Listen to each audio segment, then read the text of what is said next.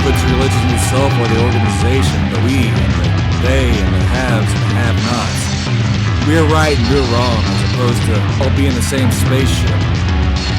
I'm not really fighting against anything but the Holy Trinity. I mean, I'm from the Bible Belt, so that's all in my background.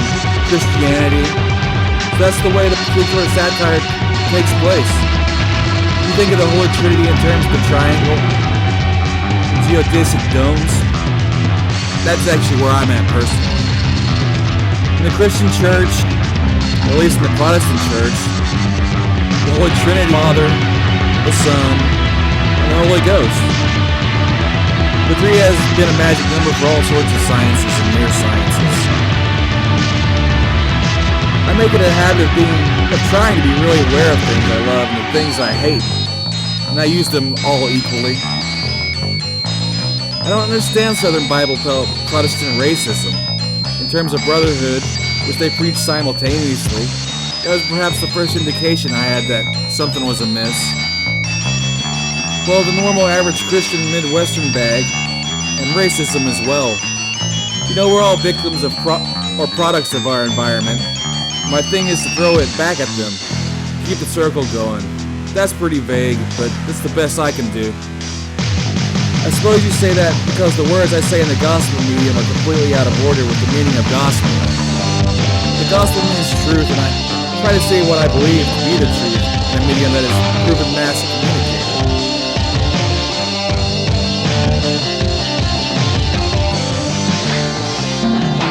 It's kind of like the songs, nothing specific. It just is what it is. I mean, in comparison to other long-haired people, short-haired people, and people in general. I was avoiding the press. I really didn't like doing interviews. That more than anything is what it was. I don't like to talk to people who don't really know me and don't care about me.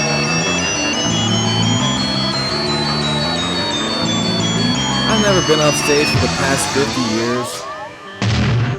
I was used to playing in front of 2,000, 20,000, and then only 3. The audience was right up in my face. That took a bit of getting used to. It was different to what I was used to. They all have their charms. I can't tell you what the album is going to be like because I only have one song. I'm going to make millions of dollars and have a castle and ride into space. I'm happy to walk up. The expectations being static. Well, it is. You're playing for somebody. You keep your mouth shut. You do what you're told. Performing is a different thing. I wish I had gone into industrial plumbing. That's a joke. Played on a few Frank Sinatra sessions, including Strangers in the Night. I had one of those JC haircuts in the 60s, because then my hair stuck up like alfalfas from Little Rascals. Jay and I had invented a spray that made your hair into like a football helmet. I didn't have time to use it before one of Frank's sessions, so my hair was just hanging down and looking weird. Mr. S stared at me so hard he ran right into a post.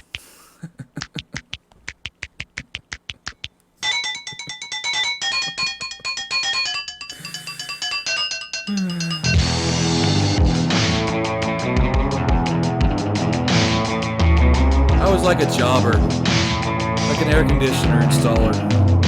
Air conditioning? Call this guy. Told me to do what I did. Oh, it's handy. I can be a different person for a while. No, sir. On a Picasso level, that performance was my art. Any changes would be dishonest.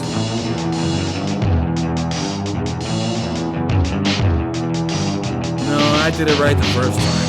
This one's on you. My God, I hadn't thought of that session or those guys or that thing since the 60s. I only remember about 5% of the stuff at most. My hobby is silence. huge stage fright. When I was in grade school, I had a little duet act with a guy who was a beautiful singer. And somebody recorded it on a wire machine. They played it back for us. And I went, I hear Donald. What is the other ugly voice? It turned out to be me, of course. I had a band with David Gates. There were just a lot of opportunities at the time. But I left for Los Angeles the week after I graduated high school. I actually left to try to get into the advertising business. That was really why I went out to LA. The music career was almost an accident. I'm pretty serious about what I do. It didn't start out to become famous, so when it disappeared, I thought, well, that happens sometimes. I would have to say Sam Cooke is the one I admired most. His artistry and his vocals, the way he did it. I'm happy with what comes. I don't have any expectations of any stature. I was playing with George Harrison one time, and George loves to take. The song was up to 160, and I said, George, do you want me to play the same thing? 160 different things. It drove me crazy, because in general, I'm just ready to play my part.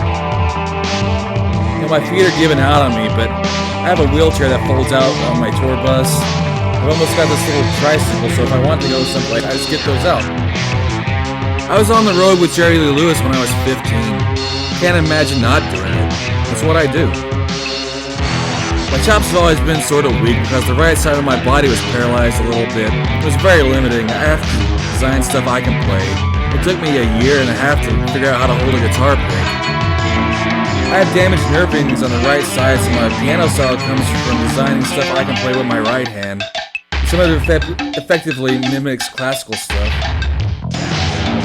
I love bipolar people. I started out playing chopsticks. I was trying to write standard songs that anyone could sing. I figured that's where the money was. For years and years I would sit in my studio. I wouldn't have any inspiration. I'd write one song or two a year. My main advice to new artists is if you want to be in the music industry, you need to be dang serious about it because it's a rough business. Sometimes one misses the signpost as you're going down the road. They aren't as obvious as they become when you've got to get into the road, so to speak. I started playing nightclubs when I was about 14 in Oklahoma. I have a job, I play a little, write a little, perform some. It's not like it's engineered well-manufactured plan or anything, I just do what I do. For years when I was popular, I would face the blank page to write and couldn't think of anything that I thought was good enough. By the time I had my success, I didn't know what I was doing. I struggled and had things out without any insight as to why. Just concerned with going about my business and making the records I want to make. Songwriting was very tough. I would go in and set and hope for inspiration to come, and it was rarely forthcoming. I got this book called How to Write the Popular Song. I read that and went through all the things they suggested, and I learned how to do it. Apparently I was a Billboard top touring act in 1973, but nobody told me. I was aware of categories as some people are. It's just, I'm interested in all kinds of music. I was with my band at a karaoke bar in Japan when it was very big there, and they got up and made fools of themselves without practicing properly. I didn't understand why they were doing that. It was like they were making fun of the genre by performing badly. But I didn't get up and sing, so I don't know what it feels like. I've always sort of been at odds with radio programmers. For a couple of years I had worked from 6 to 11 p.m. from 1 to 5 a.m. and then got up and tried to go to school. That was pretty rough, but I got a lot of experience playing music. California always struck me as a police state. It's like baseball. It's a very good game, but it's very difficult to explain to someone. When you stop and think about it, I just feel like my life is like that. First canon of my religion is that you shouldn't try to convince me to believe like you do. I scarcely talk to reporters at all. When I say I don't get involved in politics, I merely mean that I don't talk to reporters about it. I remember reading Catcher in the Rye, but I don't think I got it. I studied classical music for a long time, maybe 10 years ago. I finally was hoping to have the chance to play that stuff. Oklahoma was a dry state, consequently there were no liquor laws, and I was able to take advantage of that by playing in nightclubs at the age of 14. It was real handy. There was a period in my life when I was trying to write standard songs that everybody recorded. I did a pretty good run of it. Not that we had a really bad time this time, but it was just sort of weird going through my first restaurant experience. show of me and Don Hicks at Mr. Steaks. And it really surprised me because the people here seem to be not really into that stuff. I've never been refused service in a restaurant before, even in the South. Oh yeah, we used to have a point system from 1 to 10. If they actually came up and hit you, it was 10. If it was a double take, it might just be a 1. I got a lot of 9s in Dallas and places like that. They come up and stare at you right away in your face and say, "What are you doing? Why do you look the way you look? What you seeing? Communists?" Yell and chase you down the airport quarters and shit. Dallas is a weird community at best. Here I think it's just fear. Like the lady that threw me out of the restaurant was obviously afraid of me. So I just left as quick as I could. No, I said why, and she was like, "We don't serve you." I said why, and she said, "Because we don't want to." Yeah, I can really understand that though, because right before my hair was long, I used to see some of my freaking friends running around, and I'd say, "What's it all about? What are you doing?" All of a sudden, I had a Frank Sinatra session. I had my ducktail, my Sebring Elvis Presley haircut. I just didn't have time to go through the dude, you know. So I said, "Hang it." Well, so many people that I considered to be my friends who came up to me and just coerced me. Said all kinds of weird things. And so I thought, well, this is very strange. Sinatra, as a matter of fact, did a double take. I was the only one like that in the session. I thought, well, that's at least an 8. It was weird because it all looked the same to me. And from my point of view, everything was exactly the same. People just seemed to be bringing out in these hostilities. So I decided to see how far it goes. And I'm still the same. The hair was pretty long.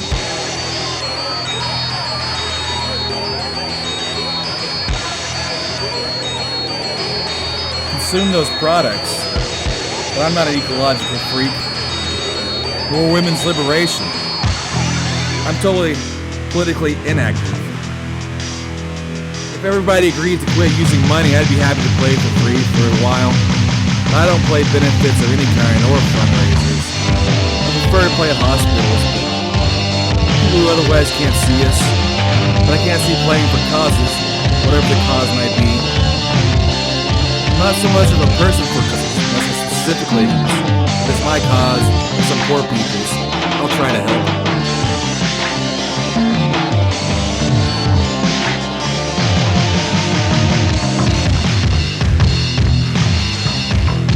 The audience is why they have rock and roll concerts. Because the only element in the tribal culture, analogy, primitive culture would be, the only thing missing is the drummers. The Gutfire, Urkel, the drummers. That's where rock and roll bands come in. I was thinking more of New Zealand, but it's the same bag. Africa, any kind of primitive culture. Well, before we get too far off in that direction, I like to say that I believe that organized Christianity has done more harm than any other single force I can think of in the world.